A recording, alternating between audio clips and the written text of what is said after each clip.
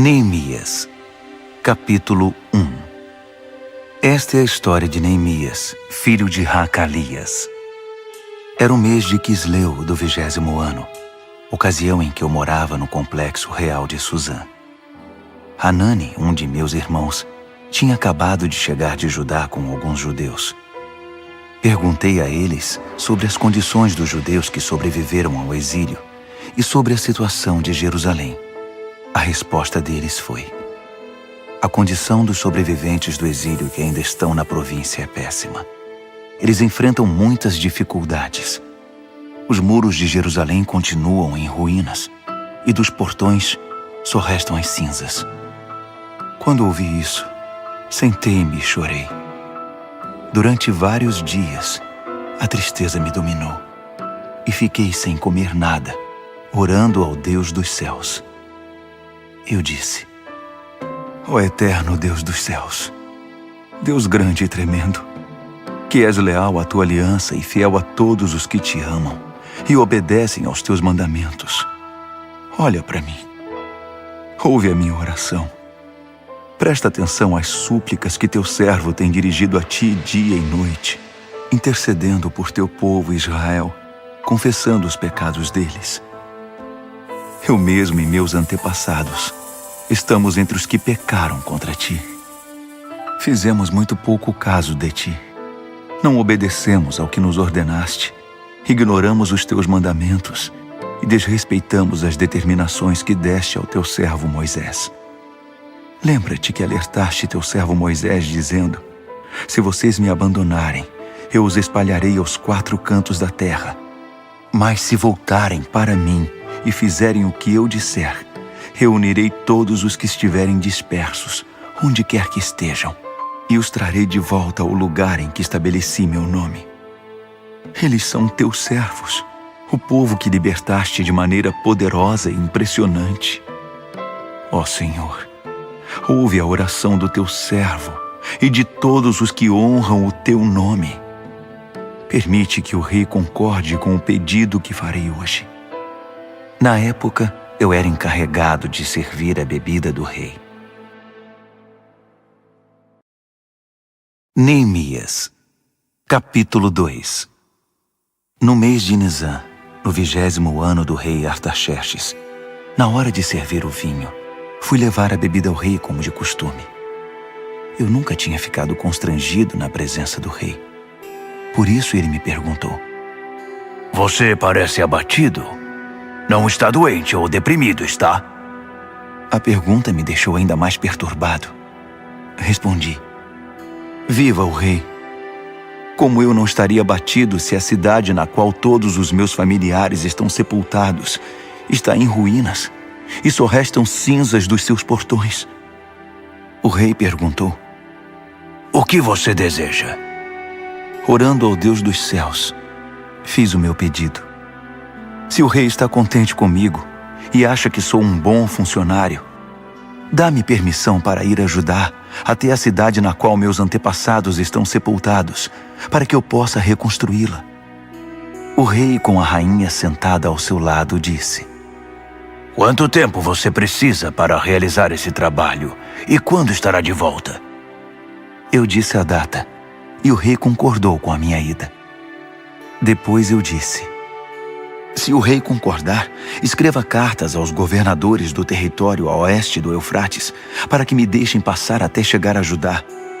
Que o rei dê também ordens a Asaf, o encarregado dos bosques do rei, para me fornecer madeira para as vigas do complexo do templo, para os muros da cidade e para a casa em que vou me alojar.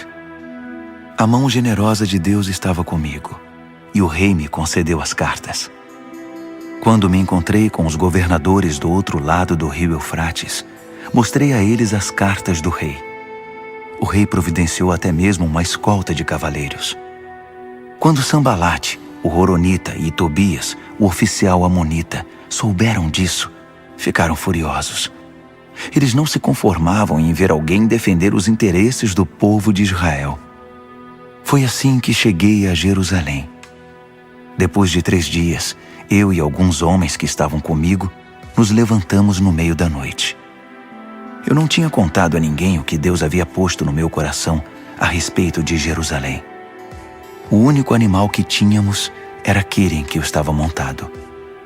Na escuridão da noite, passei pela porta do vale na direção da fonte do dragão até a porta do esterco, inspecionando os muros de Jerusalém que haviam sido derrubados e os portões que haviam sido queimados. Depois passei pela porta da fonte e subi em direção ao tanque do rei. Mas não havia como o jumento em que eu estava montado passar. Então subi pelo vale naquela escuridão, inspecionei o muro e voltei pela porta do vale. As autoridades locais não sabiam onde eu havia ido e o que estava fazendo. Eu não tinha dito aos judeus, aos sacerdotes, aos nobres, às autoridades locais, nem a qualquer outra pessoa que estaria trabalhando. Então apresentei a eles um relatório. Vamos ser francos. A situação está muito ruim. Jerusalém está em ruínas. Os portões estão todos queimados. Venham comigo. Vamos construir os muros de Jerusalém para que essa situação lamentável tenha um fim. Também contei a eles que Deus estava comigo e que o rei estava me apoiando. Eles responderam: estamos com você. Vamos começar. Logo estavam prontos para começar a obra. Quando Sambalate, o horonita, Tobias, o oficial amonita, e Gesem, o árabe, souberam disso, começaram a caçoar de nós. O que vocês estão fazendo? Pensam que podem passar por cima das ordens do rei? Respondi: o Deus dos céus nos dará sucesso. Somos servos dele e vamos reconstruir os muros. Vocês podem ficar fora disso. Não deem palpite. Jerusalém não é da conta de vocês. Neemias, capítulo 3. O sacerdote principal, Eliasibe, e seus colegas sacerdotes logo se prontificaram. Começaram a trabalhar na porta das ovelhas. Restauraram as portas e fixaram-nas nos batentes. Depois seguiram até a torre dos 100 e a torre de Hananeel. Os homens de Jericó trabalhavam com eles. Ao lado deles, Zacur, filho de Inri. A porta do peixe foi construída pelos irmãos Hassenaá. Eles a restauraram, a encaixaram nos batentes e instalaram as trancas e as travas de segurança.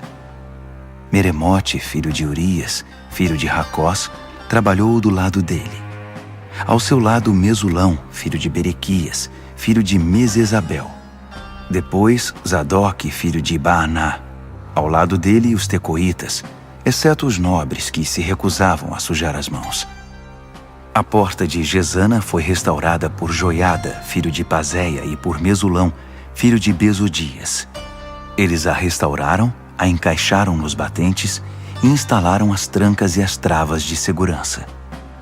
O gibeonita Melatias, o meronotita Jadom e os homens de Gibeon e de Mispá, lugares que estavam sob a jurisdição do governador da província além do Eufrates, trabalharam com eles. Uziel, filho de Haraías, um dos ferreiros, trabalhou do lado deles, e ao seu lado Hananias, um perfumista. Eles reconstruíram os muros de Jerusalém até o muro largo. O trecho seguinte foi construído por Refaías, filho de Hur, governador da metade de Jerusalém. Ao lado dele, Gedaías, filho de Harumaf, reconstruiu a frente de sua casa. Atus, filho de Rasabnéias, trabalhou do lado dele. Malquias, filho de Harim, e Hassub, filho de Paate-Moabe, reconstruíram outro trecho, que incluía a Torre dos Fornos. Ao lado deles, Salum, filho de Haloés, governador da outra metade de Jerusalém, trabalhou com suas filhas. A porta do vale foi reconstruída por Hanum e pelos moradores de Zanoa. Eles a restauraram, a puseram nos batentes e instalaram as trancas e as travas de segurança. Reconstruíram também 450 metros do muro até a porta do esterco. A porta do esterco foi reconstruída por Malquias, filho de Recabe, governador do distrito de Bet-Haquerem. Ele a restaurou, a pôs nos batentes e instalou as trancas e as travas de segurança. A porta da fonte foi reconstruída por Salum, filho de Col-Rosé, governador do distrito de Mispá. Ele a restaurou, a cobriu, a pôs nos batentes e instalou as trancas e as travas de segurança. Também reconstruiu o muro do tanque de Siloé, que fica no jardim do rei, até os degraus que descem da cidade de Davi. Depois dele, Neemias, filho de Asbuque, governador da metade do distrito de Bet-Zur, trabalhou desde o trecho diante do túmulo de Davi até o tanque artificial e a casa dos soldados. Em seguida estavam os levitas sob o comando de Reum, filho de Bani. Ao lado deles, Razabias, governador da metade do distrito de Keila, representou aquela região. Depois, seus irmãos continuaram reconstruindo sob o comando de Binui, filho de Henadade, governador da outra metade do distrito de Keila. O trecho que se estende desde a subida do depósito de armas até a esquina do muro foi reconstruído por Ézer, filho de Jesua, governador de Mispá. O trecho desde a esquina até a porta da casa do sacerdote principal Eliasibe foi reconstruído por Baruque, filho de Zabai. Meremote, filho de Urias, filho de Racós, trabalhou desde a porta até o final da casa de Eliasibe. Os sacerdotes da vizinhança continuaram dali. Benjamim e Hassube reconstruíram o trecho do muro diante das suas casas, e Azarias, filho de Maazéias, filho de Ananias, trabalhou do lado das residências. O trecho desde a casa de Azarias até a esquina foi reconstruído por Binui, filho de Henadade. Palau, filho de Uzai, trabalhou do outro lado da esquina e da torre que fica no palácio superior do rei, perto do pátio da guarda.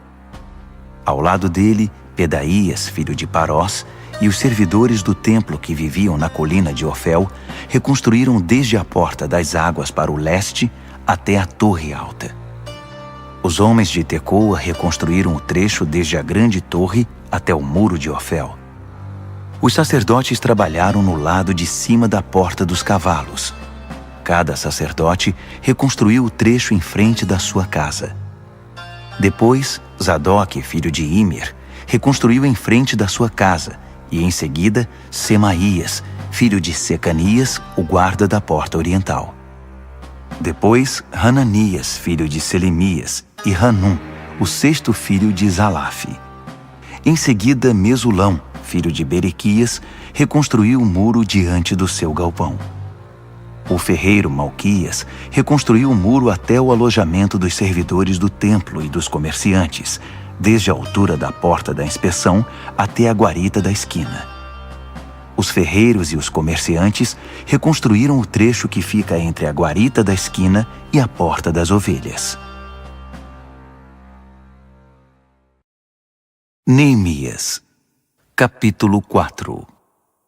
Quando Sambalate soube que estávamos reconstruindo o muro, ficou furioso e começou a difamar os judeus. Na companhia de seus comparsas e do exército de Samaria, esbravejou: O que esses pobres judeus estão fazendo? Os coitados acreditam que vão conseguir da noite para o dia restaurar tudo e deixar como antes. Será que vão levantar pedras do nada? Tobias, o amonita, que concordava com ele, acrescentou: Isso mesmo. O que eles pensam que estão construindo? É só uma raposa subir no muro que ele desmorona.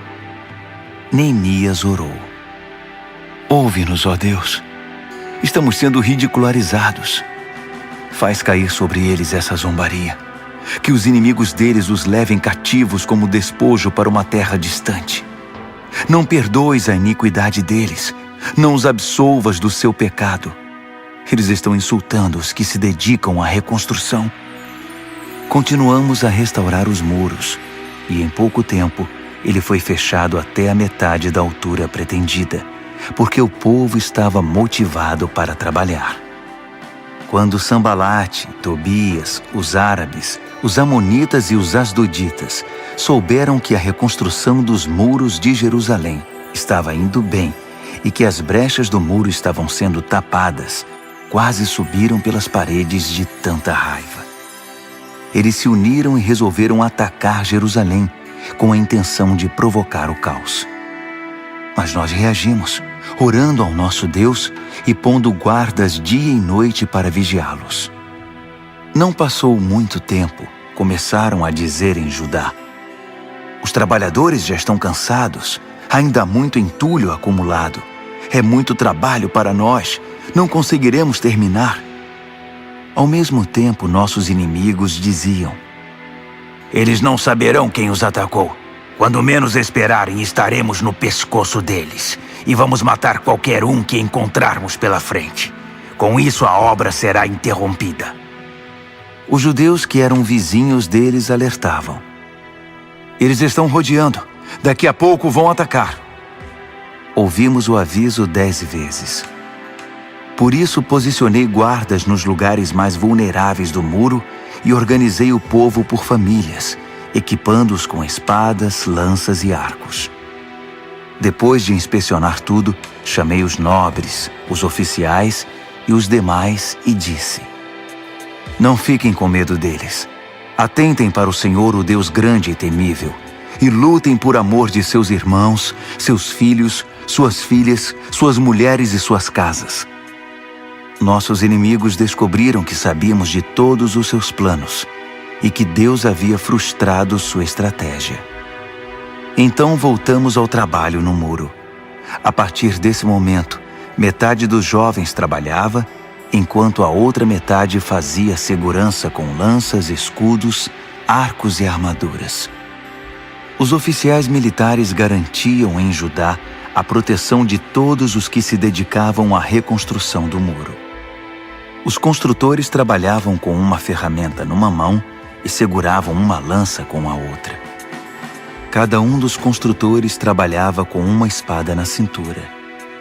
Ao meu lado ficava o moço que, se fosse preciso, tocaria a trombeta para fazer soar o alerta. Um dia falei aos nobres, aos oficiais e aos demais: há muito trabalho ainda, e estamos muito espalhados ao longo do muro, distantes uns dos outros. Quando ouvirem o som da trombeta, juntem-se a nós. O nosso Deus lutará por nós. Assim continuamos trabalhando, desde o nascer do sol até o anoitecer, a metade de nós armada. Também instruí o povo: cada pessoa e seu ajudante devem permanecer dentro da cidade. Durante a noite, servirão de guarda, e de dia, trabalharão na construção. Dormíamos todos vestidos, eu, meus irmãos, meus trabalhadores e os guardas que nos protegiam. Ninguém largava sua lança, nem para beber água. Neemias, capítulo 5. O povo iniciou um grande protesto, do qual até as mulheres participaram, contra seus companheiros judeus. Alguns diziam: temos famílias grandes. Se não tivermos comida, vamos morrer. Outros diziam: tivemos que hipotecar nossos campos, nossas vinhas e nossas casas apenas para comprar trigo, para não morrer de fome. Outros ainda diziam: precisamos pedir dinheiro emprestado até para pagar o imposto real sobre nossos campos e vinhas. Vejam, somos do mesmo sangue que nossos irmãos. Nossos filhos são tão bons quanto os deles, mas estamos a ponto de vendê-los como escravos. Algumas das nossas filhas já foram vendidas. E não podemos fazer nada, porque nossos campos e vinhas já pertencem a outros. Quando soube do protesto e das reclamações, fiquei muito aborrecido. Depois de analisar a questão, censurei os nobres e os oficiais. Vocês estão se aproveitando de seus irmãos. Em seguida, convoquei uma reunião de emergência para tratar do assunto e disse à Assembleia: fizemos tudo o que podíamos para resgatar nossos compatriotas judeus que foram vendidos como escravos a estrangeiros. Agora vocês estão vendendo esses mesmos compatriotas de volta à escravidão? Isso significa que teremos de comprá-los outra vez? Eles não disseram nada, mas também o que poderiam dizer? O que vocês estão fazendo está errado. Onde está o temor de Deus? Vocês não se importam com o que as nações ao redor, os nossos inimigos, vão pensar de vocês? Eu, meus irmãos e as pessoas que estão trabalhando comigo também emprestamos dinheiro para eles. mas é preciso parar com a cobrança de juros. Devolvam a eles os campos, as vinhas, os olivais e as casas. Perdoem todas as dívidas e não cobrem o trigo, o vinho nem o azeite. Eles responderam: está bem, vamos devolver. Não faremos mais exigências. Faremos tudo o que você nos disser. Logo depois reuni os sacerdotes e obriguei os nobres e os oficiais a cumprir a palavra dada. Eu mesmo tirei tudo o que tinha no bolso, sacudi na frente deles e disse: que Deus esvazie o bolso e a casa daquele que não cumprir a promessa, que seja sacudido e esvaziado. Todos concordaram e disseram: vamos fazer assim. E louvaram a Deus. O povo cumpriu mesmo a sua palavra. Desde que o rei Artaxerxes me nomeou governador da terra de Judá, do 20º ano ao 32º ano do reinado de Artaxerxes, nem eu nem meus irmãos nos beneficiamos da comida destinada ao governador. Os governadores antes de mim oprimiam o povo, exigindo comida e vinho, além de 480 gramas de prata. Até seus auxiliares se aproveitavam do povo. Mas por temor a Deus eu não fiz isso. Eu tinha um trabalho a fazer, construir o muro, e me dediquei a ele. Todos os meus homens estavam envolvidos no trabalho. Não tínhamos tempo para nos preocupar em adquirir propriedades. Além disso, dei de comer do meu próprio bolso a 150 judeus e oficiais provenientes de nações vizinhas. Um boi, 6 ovelhas e vários frangos eram preparados todos os dias. E a cada 10 dias, eu fornecia grande quantidade de vinho. Mesmo assim, nunca me faltou nada. Lembra-te de mim, ó Deus, de tudo que fiz por esse povo. Neemias, capítulo 6.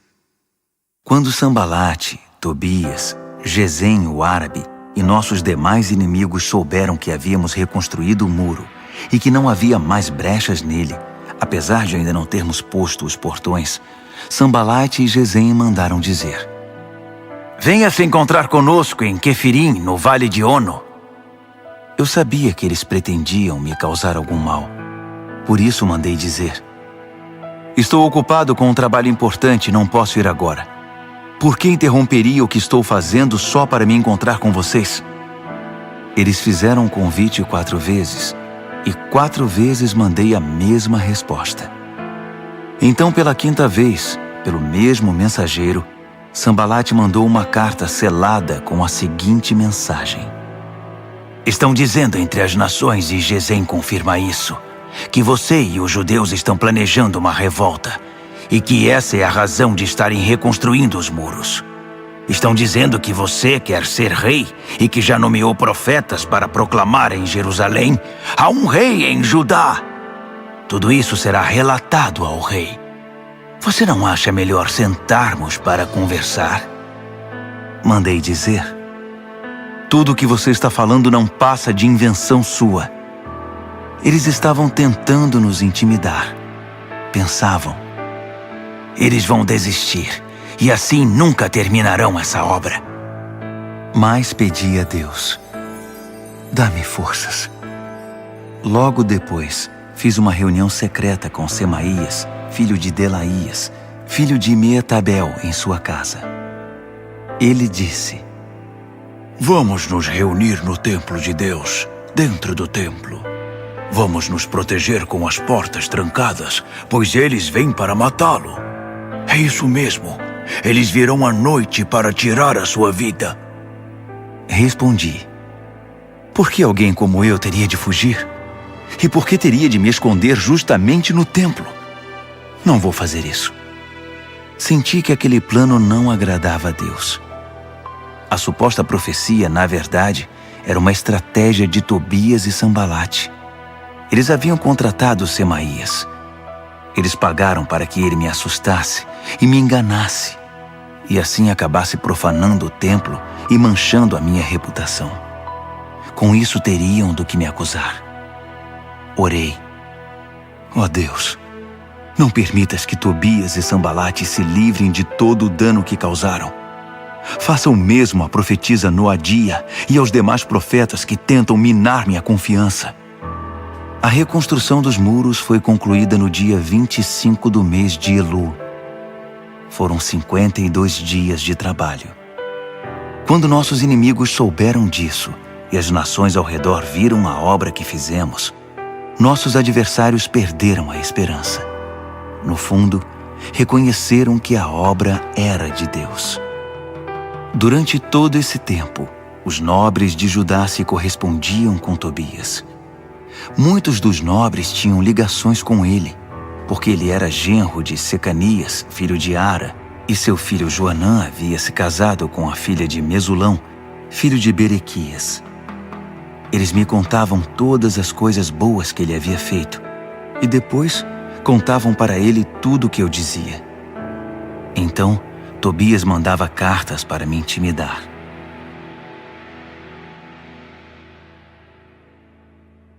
Neemias, capítulo 7.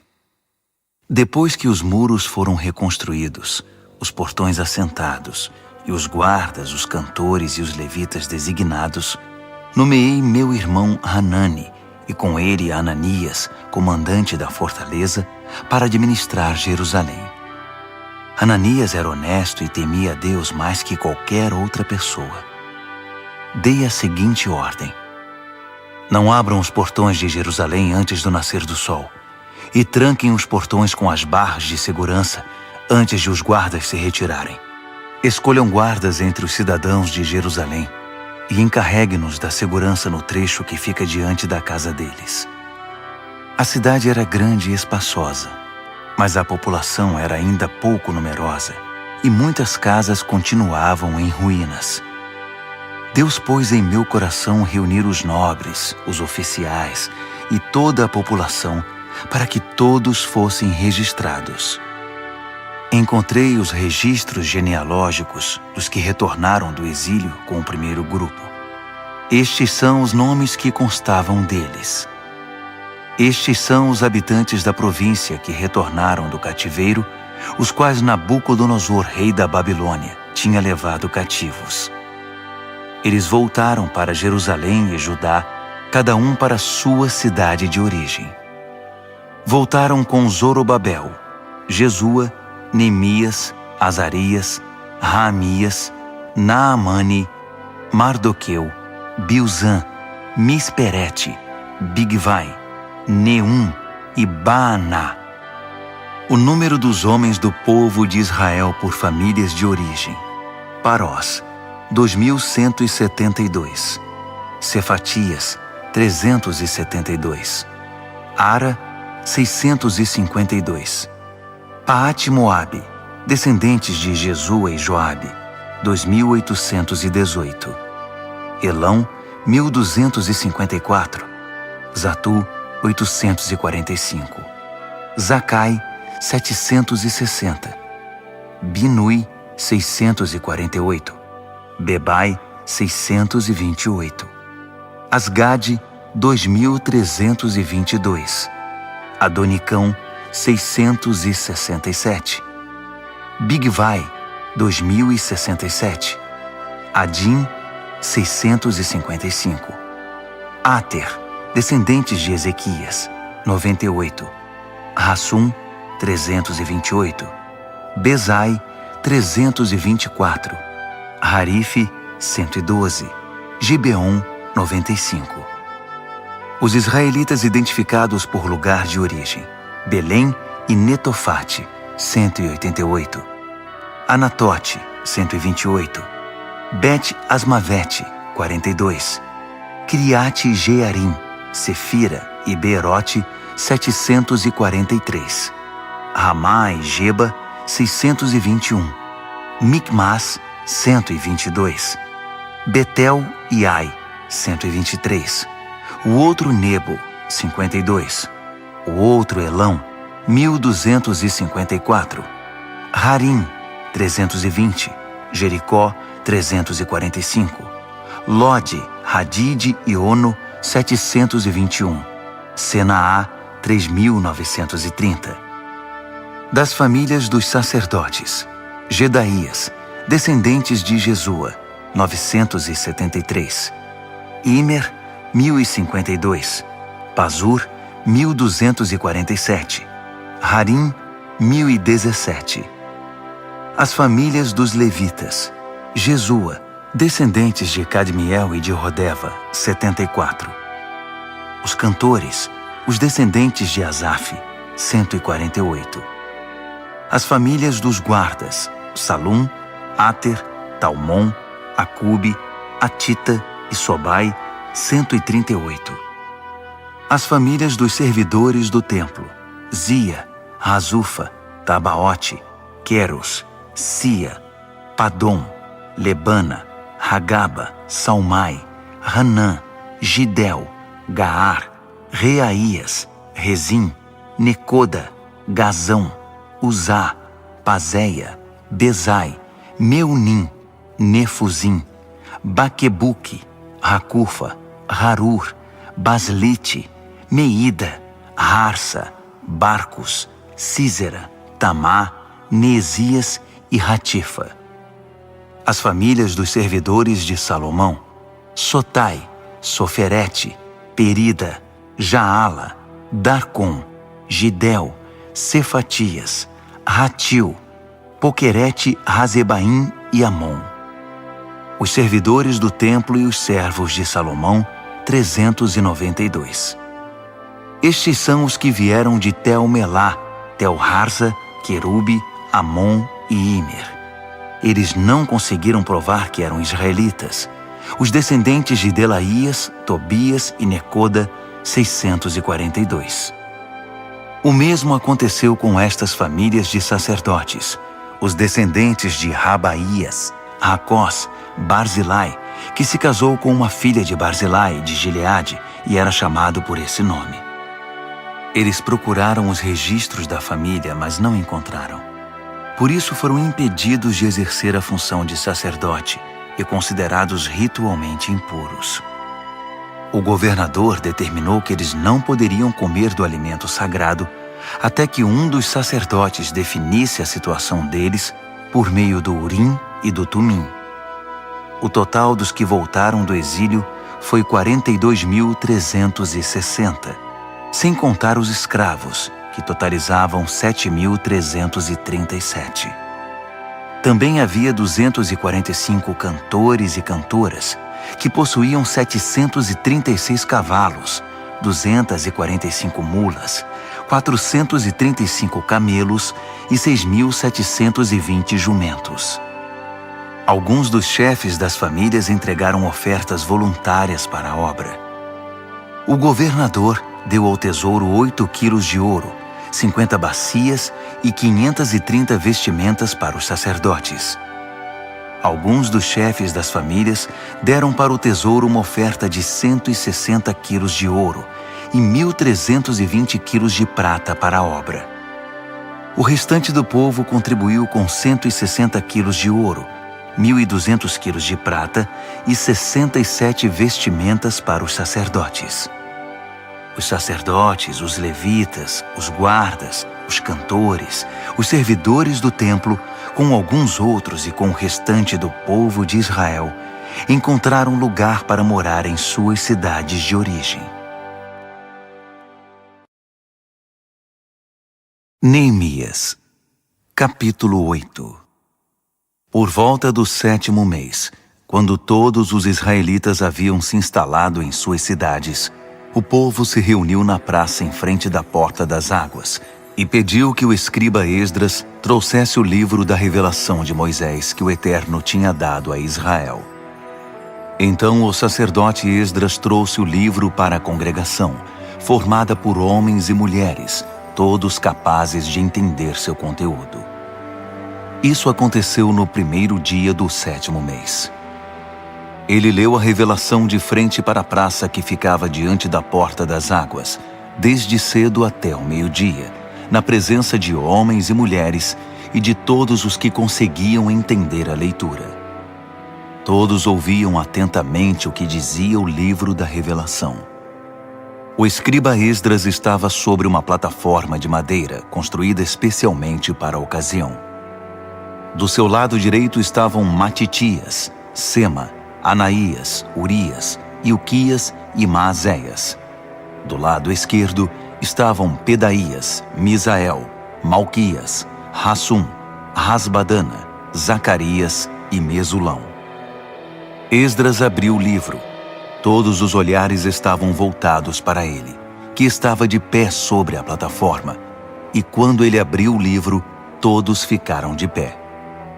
Esdras louvou ao Eterno, o grande Deus, e todo o povo respondeu levantando as mãos.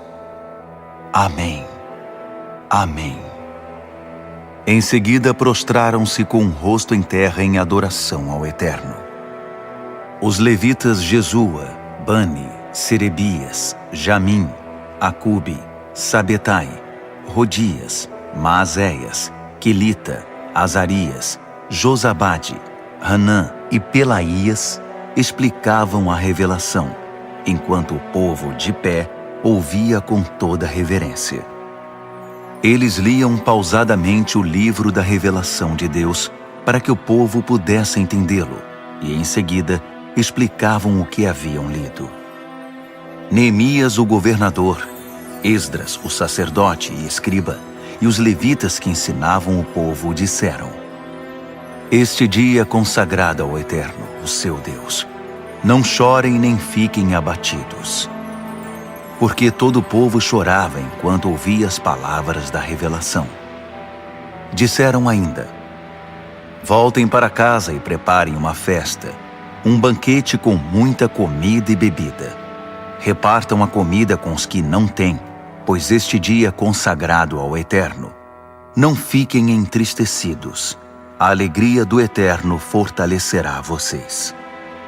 Os levitas continuaram a tranquilizar o povo. Sosseguem, este dia é consagrado. Não fiquem tristes. Então o povo partiu e preparou uma festa.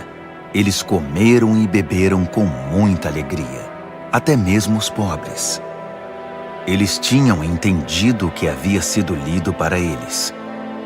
No segundo dia do mês, os chefes das famílias de todo o povo, os sacerdotes, os levitas, reuniram-se em torno do escriba Esdras para estudar mais profundamente as palavras da revelação.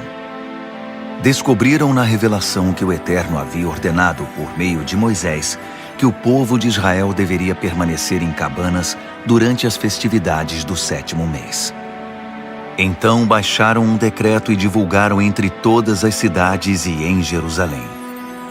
Subam as colinas e tragam ramos de oliveiras, pinheiros, murtas, palmeiras e qualquer árvore de galhos cheios de folhas, para fazer cabanas, como está escrito.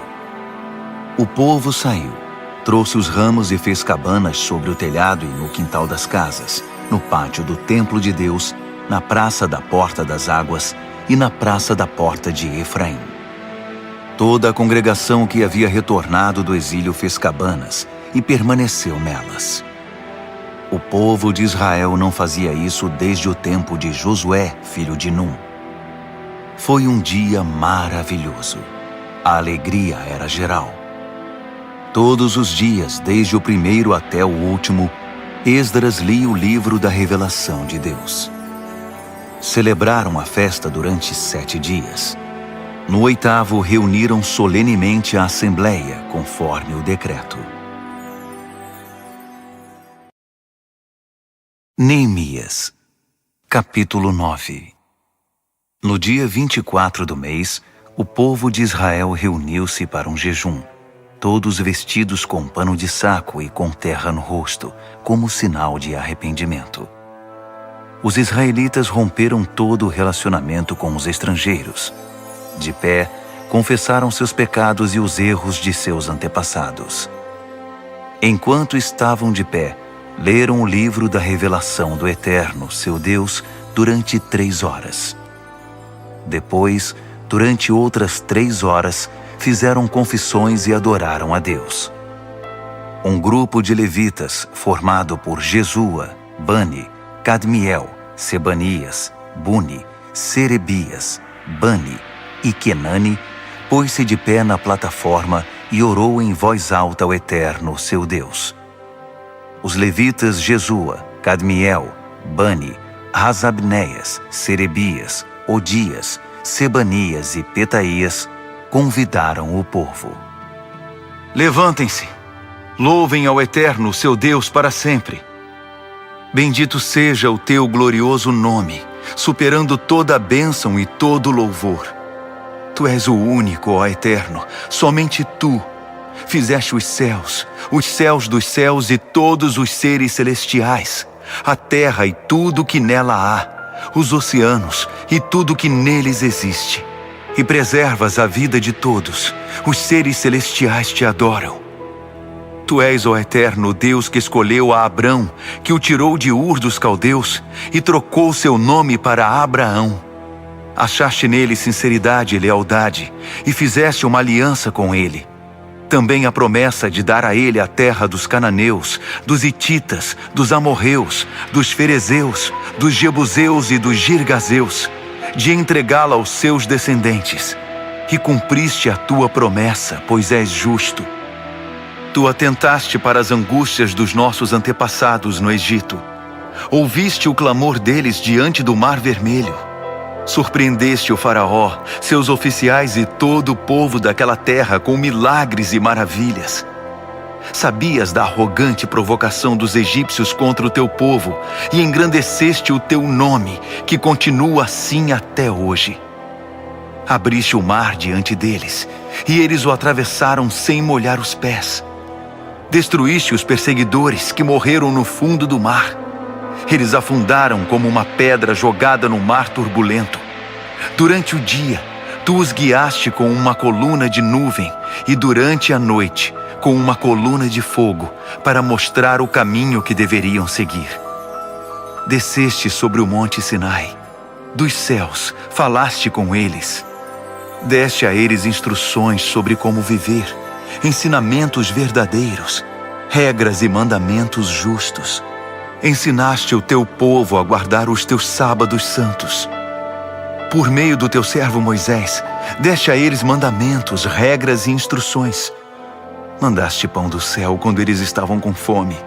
Fizeste sair água das rochas para saciar a sede deles. E os mandaste entrar e possuir a terra que tinhas prometido a eles. Mas nossos antepassados foram arrogantes.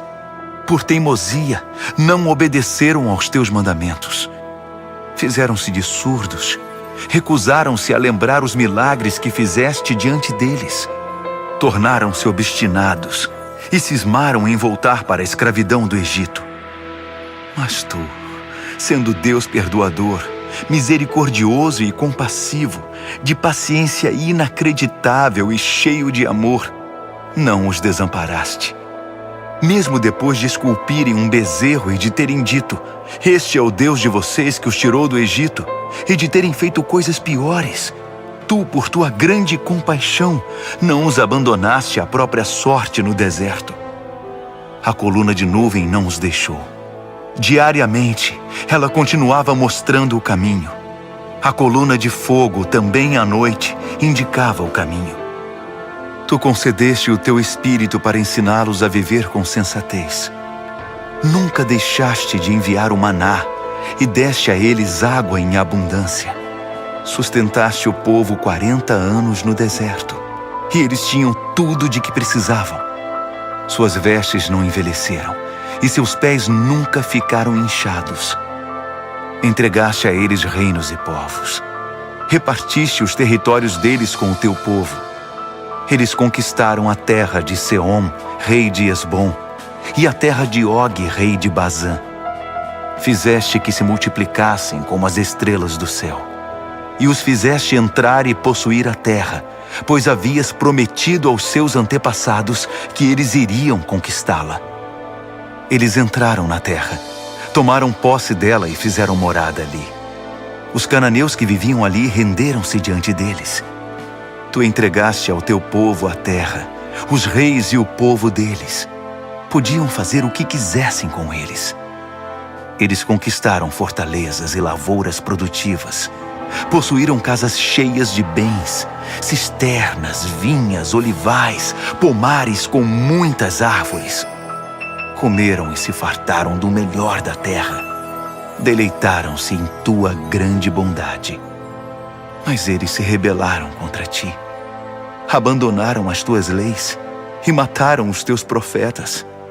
Os profetas que tentavam conduzi-los de volta para ti. E fizeram coisas ainda piores. Tu os entregaste aos inimigos que os maltrataram. Mesmo assim, no meio da aflição, eles clamaram a ti. E tu os ouviste dos céus. Por conta da tua imensa compaixão, enviaste libertadores que os salvaram da crueldade dos inimigos. Mas assim que as coisas melhoravam, voltavam a cometer pecados piores. Então entregaste aquele povo à própria sorte, aos inimigos que os dominavam. Outra vez eles clamaram, e por tua grande compaixão, tu os ouviste e os livraste. Isso se repetiu várias vezes. Tu os aconselhaste a voltar para a tua revelação, mas eles reagiram com arrogância. Desprezaram teus mandamentos, rejeitaram tuas ordenanças, as palavras que dão vida ao ser humano. Simplesmente viraram as costas, foram intransigentes e não quiseram ouvir. Por muitos anos foste compreensivo com eles e os advertiste por teu espírito, por meio dos teus profetas. Quando se recusavam a ouvir, tu os entregavas aos estrangeiros. Mesmo assim, por causa da tua grande compaixão, não os aniquilaste. Não os abandonaste para sempre. Pois tu és um Deus de misericórdia e de compaixão. Agora, nosso Deus, nosso grande Deus majestoso e temível, fiel à aliança e compassivo, não desprezes tudo que nós, os nossos reis, nossos príncipes, nossos sacerdotes e profetas sofreram, os nossos antepassados e todo o teu povo, desde o tempo dos reis da Assíria até hoje. Tu não és o culpado por tudo que nos sobreveio. Foste correto em tudo. Nós é que erramos. Nossos reis, príncipes, sacerdotes e antepassados não deram valor à tua revelação.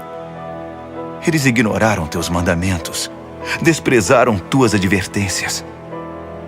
Mesmo quando o reino deles ainda era independente e desfrutavam a tua generosa bondade, vivendo naquela terra fértil e espaçosa que estendeste diante deles, eles não te serviram, mas viraram as costas para ti e voltaram a praticar o mal.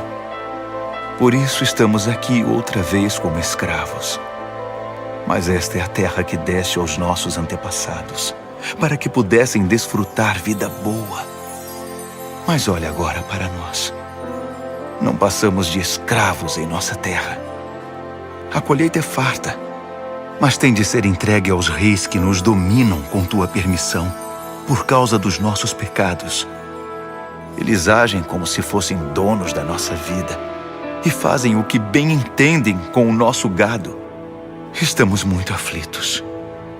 Por essa razão, estamos firmando um acordo, selando um documento assinado por nossos príncipes, nossos levitas e nossos sacerdotes. Neemias, capítulo 10. O documento selado continha a assinatura das seguintes pessoas: o governador Neemias, filho de Hacalias; os sacerdotes Seraías, Azarias, Jeremias, Pazur, Amarias, Malquias, Ratus, Sebanias, Maluque, Harim, Meremote, Obadias, Daniel, Ginetom, Baruque, Mesulão, Abias, Miamin, Maasias, Bilgai e Semaías. Esses eram os sacerdotes. Os levitas: Jesua, filho de Azanias; Binui, dos descendentes de Henadade; Cadmiel e seus familiares; Sebanias, Rodias, Quelita, Pelaías, Hanã, Mica, Reobe, Razabias, Zacur, Serebias, Sebanias, Rodias, Bani e Benino. Os líderes do povo: Parós, Paate-Moabe, Elão, Zatu, Bani, Buni, Asgade, Bebai, Adonias, Bigvai, Adim, Ater, Ezequias, Azur, Rodias, Rassum, Bezai, Harife, Anatote, Nebai, Magpias, Mesulão, Rezir, Mesezabel, Zadok, Jadua, Pelatias, Hanã, Anaías, Oséias, Hananias, Hassubi, Haloes, Pilea, Sobeque, Reum, Razabna, Maazéias, Aías, Hanã, Anã, Maluque, Harim e Baaná.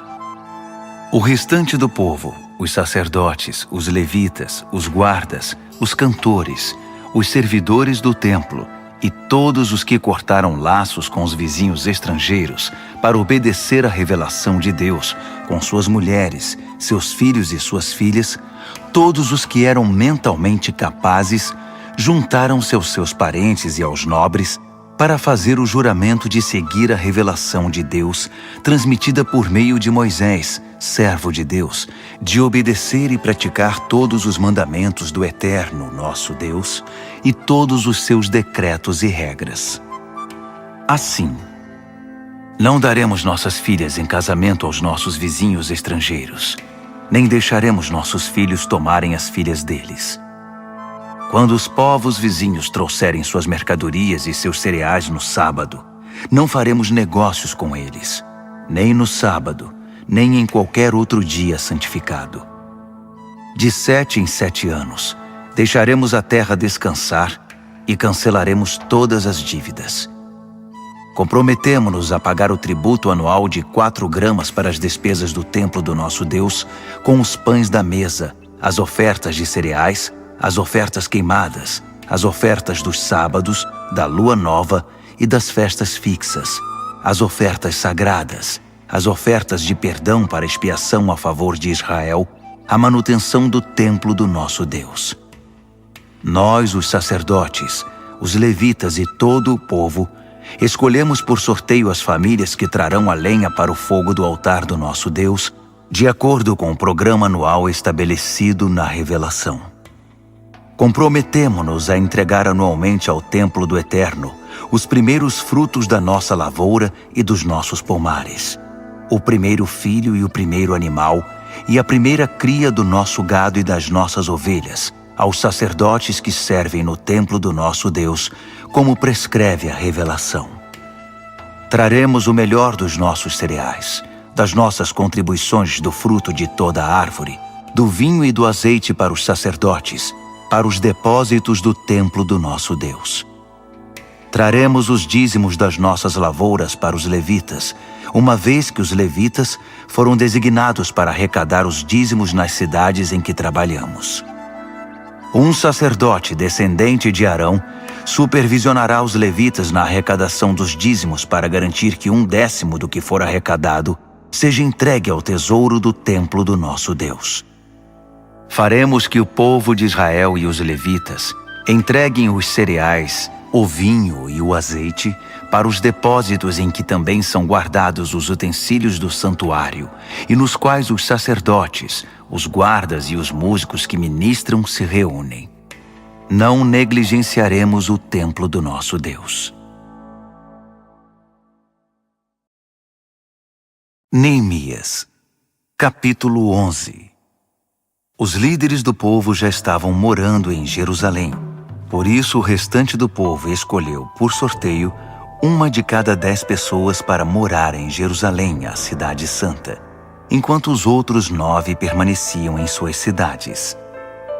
O povo também aprovou todos os que se ofereceram voluntariamente para morar em Jerusalém.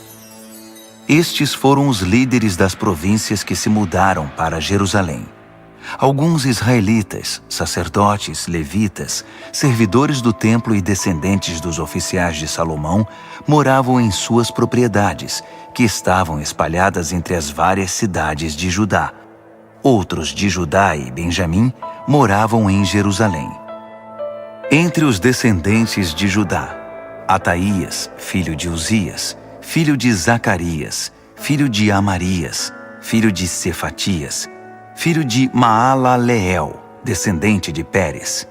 Maazéias, filho de Baruque, filho de Col-Rosé, filho de Razaías, filho de Adaías, filho de Joiaribe, filho de Zacarias, descendente de Selá. Os descendentes de Pérez, que moravam em Jerusalém, totalizavam 468 homens valentes. Entre os descendentes de Benjamim, Salu, filho de Mesulão, filho de Joede, filho de Pedaías, filho de Colaías, filho de Maazéias, filho de Itiel, filho de Jesaías, e seus irmãos Gabai e Salai. Ao todo, 928 homens. Joel, filho de Zicre, era chefe deles, e Judá, filho de Rassenua, era o segundo no comando sobre a cidade. Dos sacerdotes, Gedaías, filho de Joiaribe, e Jaquim.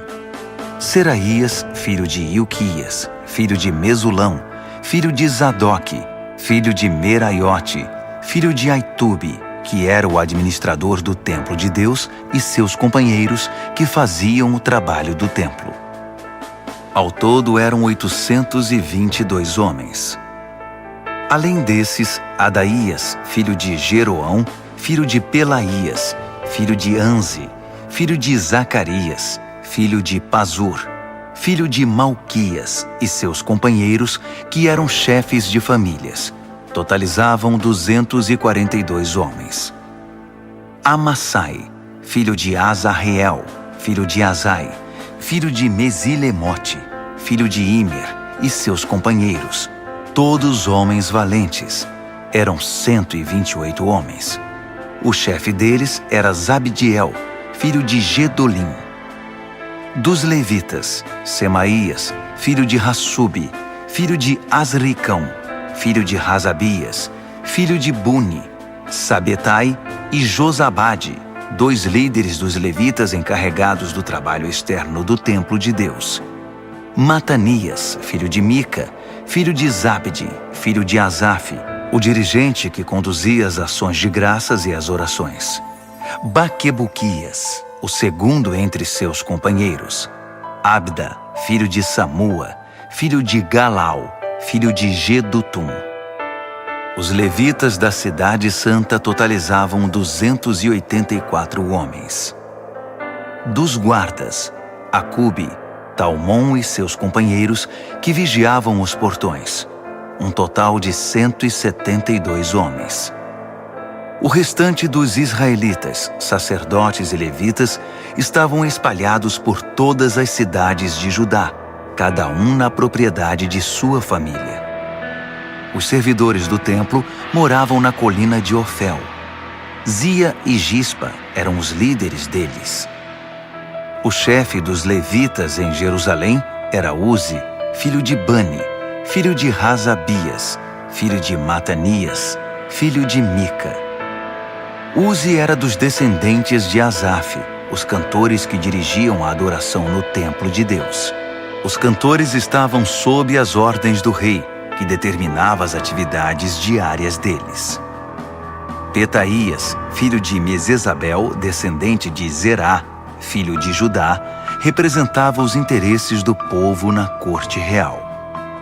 Alguns do povo de Judá foram morar nos vilarejos próximos de suas terras, em Kiriat Arba, Hebron e seus arredores, em Dibon e seus arredores, em Jecab-Zeel e seus arredores, em Jesua, em Moladá, em Bet-Pelete, em Hazar-Sual, em Berseba e seus arredores, em Ziclag, em Meconá e seus arredores, em En-Rimon, em Zorá, em Jarmute, em Zanoa, em Adulão e seus arredores, em Laques e suas pastagens, em Azeca e seus arredores.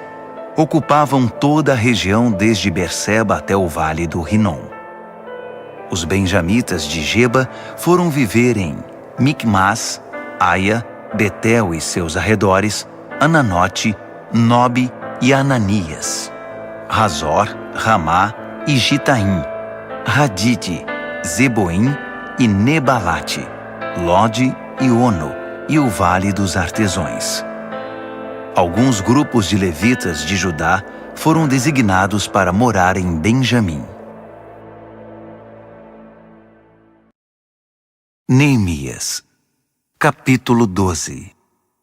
Estes são os sacerdotes e os levitas que vieram com Zorobabel, filho de Sealtiel, e Jesua: Seraías, Jeremias, Esdras, Amarias, Maluque, Ratus, Secanias, Reum, Meremote, Ido, Ginetom, Abias, Miamim, Maadias, Bilga, Semaías, Joiaribe, Gedaías, Salu, Amoque, Ilquias e Gedaías.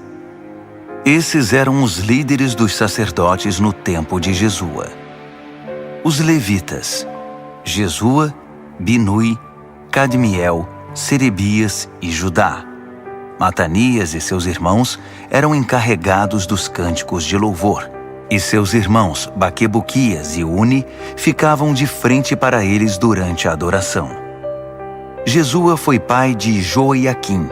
Joiaquim foi pai de Eliasibe. Eliasibe foi pai de Joiada. Joiada foi pai de Jonatas. E Jonatas foi pai de Jadua.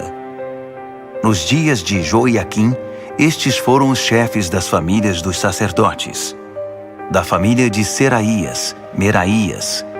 De Jeremias, Ananias. De Esdras, Mesulão. De Amarias, Joanã.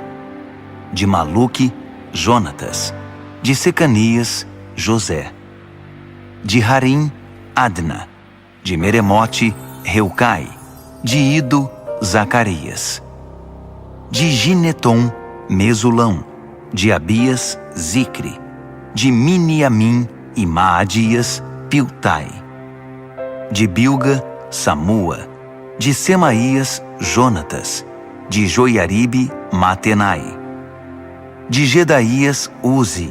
De Salai, Calai. De Amoque, Heber. De Ilquias, Razabias. De Gedaías, Natanael. Nos dias de Eliasibe, Joiada, Joanã e Jadua, os levitas foram registrados como chefes de famílias. Durante o reinado de Dario, rei da Pérsia, foram registrados os sacerdotes. Os levitas que eram chefes de famílias foram registrados no livro das crônicas até os dias de Joanã, filho de Eliasibe. Eram eles Razabias, Serebias e Jesua, filho de Cadmiel. Seus irmãos ficavam de frente para eles durante o louvor e as ações de graças, para fazer o contracanto, conforme Davi, o homem de Deus, havia instruído. Os guardas foram Matanias, Baquibuquias, Obadias, Mesulão, Talmon e Acube. Eles vigiavam os depósitos que ficavam ao lado dos portões. Viveram na época de Joiaquim, filho de Jesua, filho de Josadaque, no período do governador Neemias e do sacerdote e escriba Esdras. Para a dedicação dos muros foram convocados levitas de toda parte para estar em Jerusalém e preparar uma grande celebração, com hinos de ações de graças e cânticos ao som de símbolos, harpas e liras.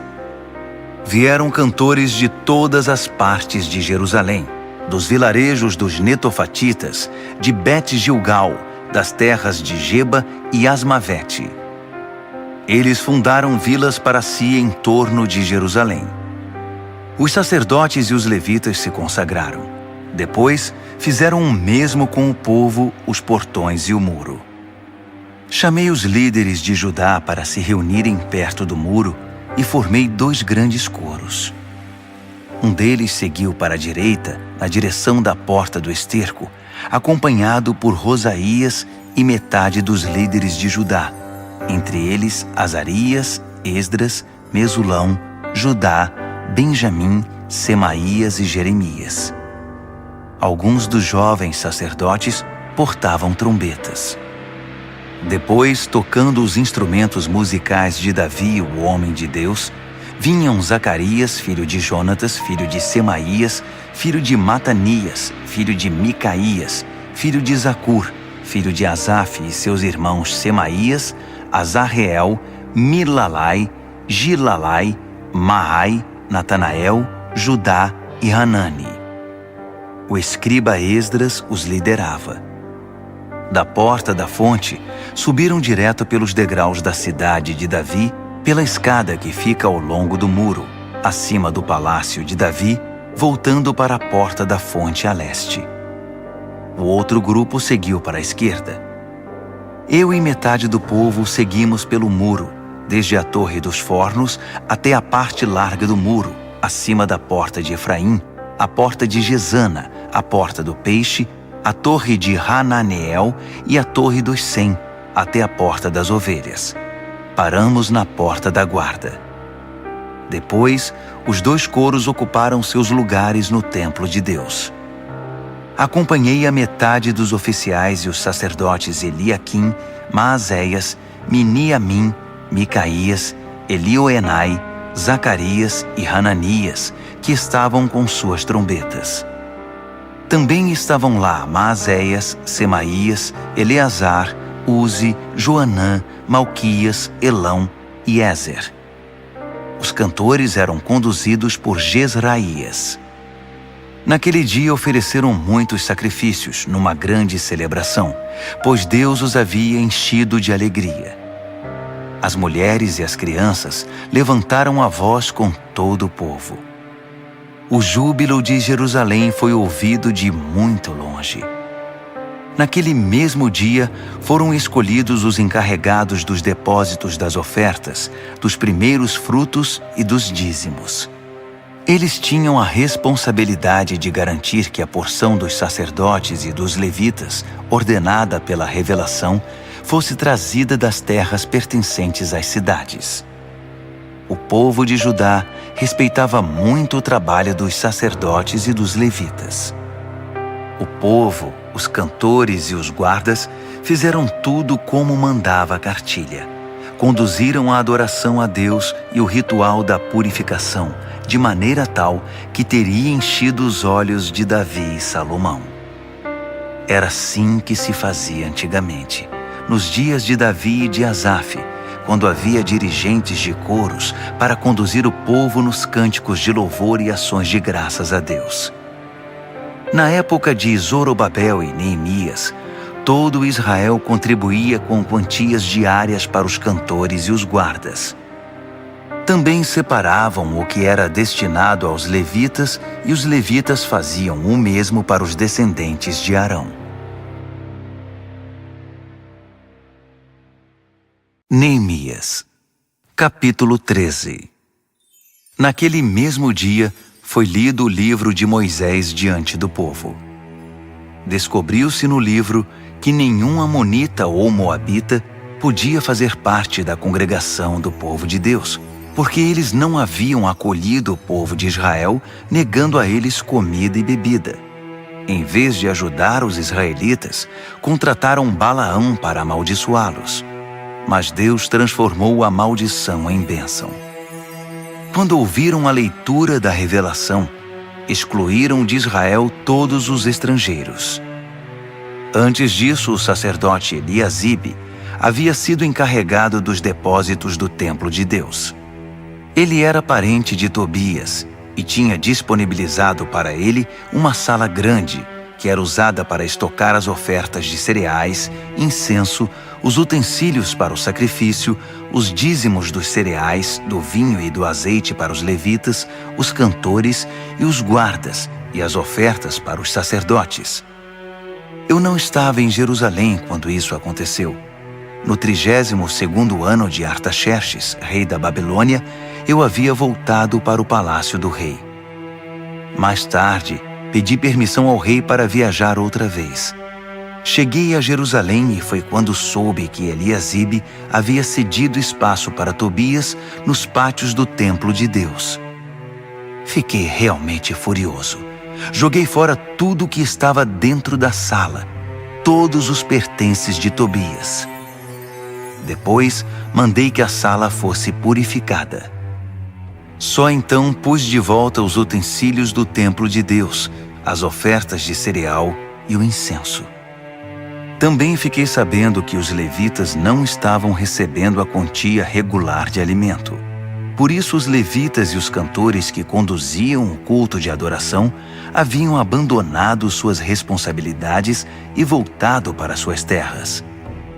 Chamei a atenção dos oficiais dizendo: "Por que vocês abandonaram o templo de Deus?" Chamei todos de volta e os reintegrei às antigas funções, de modo que todo o povo de Judá voltou a trazer os dízimos dos cereais, do vinho e do azeite para os depósitos. Designei o sacerdote Selemias, o escriba Zadoque e os levitas Pedaías como encarregados dos depósitos. Nomeei Hanã, filho de Zacur, filho de Matanias, auxiliar direto deles. Esses homens tinham a reputação de serem honestos e trabalhadores. Eles ficaram encarregados de distribuir a porção de mantimento para seus companheiros. Por isso, lembra-te de mim, ó Deus. Nunca te esqueças de como me dediquei ao trabalho do templo de Deus e do serviço. Enquanto fazia a viagem de volta a Jerusalém, também percebi que o povo prensava uvas, transportava cereais e carregava seus jumentos no sábado. Traziam vinho, uvas, figos e todo tipo de mercadoria para serem comercializados no sábado. Então, eu os adverti contra a venda de alimentos naquele dia. Alguns naturais de Tiro que estavam morando em Jerusalém traziam peixes e outras mercadorias para vender aos moradores de Judá em Jerusalém, e isso no sábado. Cobrei uma atitude dos líderes de Judá dizendo: "O que está acontecendo? Isso está errado. Vocês estão profanando o sábado. Não foi justamente o que seus antepassados fizeram? Não foi por causa disso que Deus trouxe esta miséria sobre nós e sobre esta cidade? Com a profanação do sábado, vocês estão acrescentando desobediência e fazendo aumentar a ira de Deus contra Jerusalém." Quando os portões de Jerusalém já estavam cobertos pela sombra da tarde, às vésperas do sábado, mandei fechar os portões e proibi que fossem abertos até o fim do sábado. Pus alguns homens de confiança de guarda nos portões, para que não deixassem entrar nada que fosse destinado ao comércio no sábado. Os comerciantes e negociantes de várias mercadorias montaram as barracas fora dos portões 1 ou 2 vezes. Mas chamei a atenção deles, dizendo: "Vocês não devem ficar aqui perto do muro. Se eu encontrar vocês aqui outra vez, vou retirá-los à força." Bastou essa advertência, e eles não voltaram mais no sábado. Depois, instruí os levitas a se purificarem e assumirem o posto nos portões, para que a santidade do sábado fosse respeitada. Lembra-te de mim, ó Deus. Tem compaixão de mim, por teu grande amor e por tua fidelidade. Na mesma época, constatei ainda que muitos judeus haviam se casado com mulheres de Asdod, de Amon e de Moabe. Metade das crianças nem falava o idioma de Judá, só sabiam falar a língua de Asdod ou outra língua. Então chamei a atenção desses homens e os amaldiçoei. Cheguei a bater em alguns deles e a arrancar seus cabelos. Fiz que jurassem em nome de Deus que acatariam a minha ordem. Não deem suas filhas em casamento aos filhos desses povos. Nem deixem as filhas deles se casarem com seus filhos. Nem tomem mulheres para vocês do meio desses povos. Não foi justamente esse o pecado de Salomão, rei de Israel, quando tomou mulheres como essas?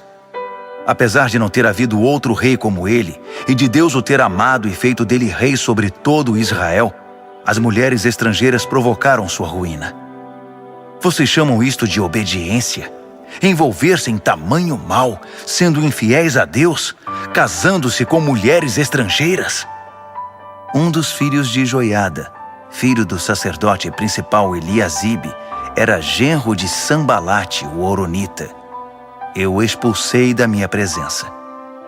Lembra-te deles, ó Deus, de como profanaram o sacerdócio e a aliança dos sacerdotes e dos levitas. Eu os purifiquei de tudo que era estranho. Organizei as ordens de serviço para os sacerdotes e os levitas, de modo que cada um sabia qual era a sua responsabilidade. Providenciei que fosse fornecida a lenha a ser usada no altar para os dias fixos e para a apresentação dos primeiros frutos. Lembra-te de mim, ó Deus, para sempre.